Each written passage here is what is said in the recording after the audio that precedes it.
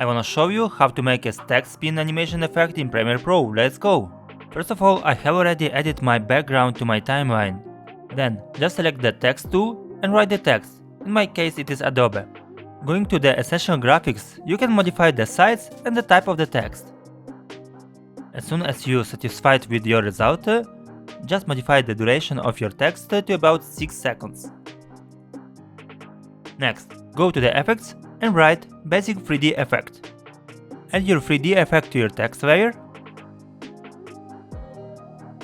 Go to the effects control and click on the stopwatch icon next to the tilt. Then set it to 90 degrees.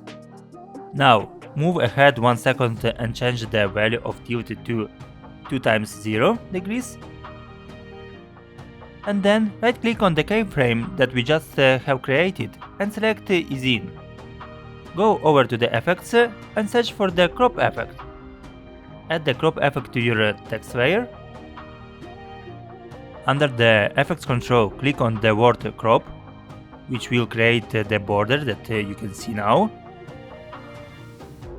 And of course, click and drag the edges in the way that the first letter is visible.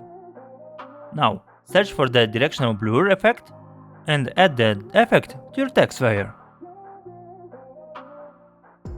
Come back to the effects control and set the blur length to 25, and then move your playhead in between the first and second keyframes, and click on the stopwatch icon next to the blur length. Move your playhead to the start of the text effect and set the blur length to 0. Then move it to the end of your tilt animation and set it to 0.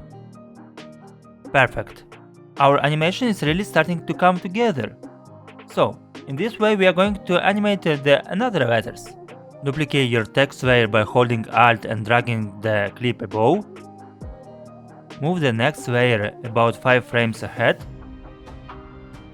Click on the crop and adjust the crop lines so it reveals the second letter.